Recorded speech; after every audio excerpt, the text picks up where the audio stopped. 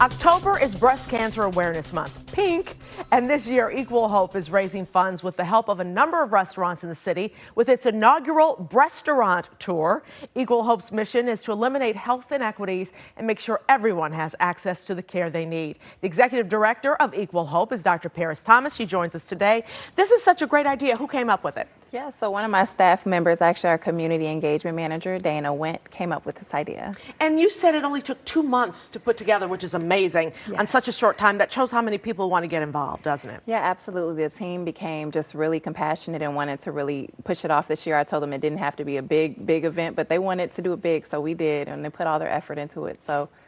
That's amazing. You said boots on the ground. Yes. People are out there wanting to do it. What are some of the restaurants that are participating in this? Yeah, so some of the restaurants include Kilwin's Ice Cream, Bronzeville Soul, the Smoothie Cafes, Ricanos, which is on the west side. So there's an example of some of the restaurants who have volunteered to be a part of it. Well, we should say if you go to any of these restaurants any day in October, they will give 10% of each purchase to Equal Hope, right? Yes, absolutely. And it will be able to fund things such as mammograms, primary care visits specifically for women who are uninsured and undocumented, and also the assistance that they need if they are actually diagnosed with breast cancer. So as they go through treatment, we provide free transportation assistance and those things. So it funds all of those services to be able to provide back to the community. People don't realize how expensive these things are. You know, a lot of people have insurance, but a lot of people don't.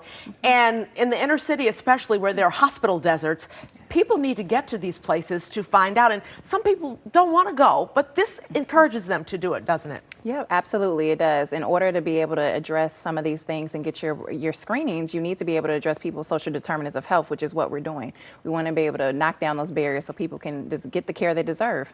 Give us an idea of how many people are diagnosed, women in particular, because men do get breast cancer as well. How many people are diagnosed with breast cancer a year?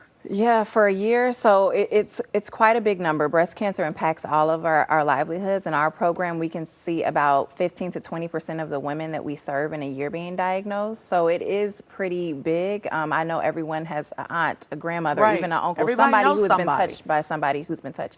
And here in Chicago, it's so much more important because we have one of the highest mortality rates when you look at breast cancer, and it's important that we address that. Why is that? Do we know? We do know. It's just basically, it's rooted in systemic racism, especially being that Chicago is so segregated, and in the way that our communities are set up. That's really important as to how people access care and what kind of quality care they're actually getting in their community. So it's important that we not only uptick the quality of care in communities, but make sure that people are getting the care that they deserve when they are actually diagnosed with breast cancer. We talk about so many communities, the Black community in particular. There are no hospitals out there for them to go to, not close by at least. Yeah, well, there's safety net facilities in the community, but the resources aren't the same. Those facility hospitals are really just trying to keep their doors open and pay the bills. They don't get to be like big academic centers where they have research grants and money funneling in through clinical trials. So we have to be able to reinvest in those facilities because that is where the community is accessing care. It's important. I know this is your first year, your inaugural Breastaurant Tour, but what are you hoping to get from it? Have you thought about how much money you may get from it? Or So no, this year we did not put a money amount on it. As I said, we just want to spread awareness. We want people to come out and share this joy. As I said, breast cancer has touched all of us, for us to be able to come back and give back for a cause, specifically for women who are in need of our services. So it's just really about having everybody at the table and enjoying a meal and celebrating breast cancer. I love the name, Breastaurant Tour. Yes. Did she come up with the name too? She did. Oh, wow. That is all hers. I can't even take any credit for that. That is amazing. So we know that we showed you some of the restaurants that are going to be doing it. It started yesterday and it goes all the way through October, right? Yes, absolutely. All right. Paris Thomas, thank you so much, and good luck to you, and good luck to Breastaurant Tour. Yes, thank you.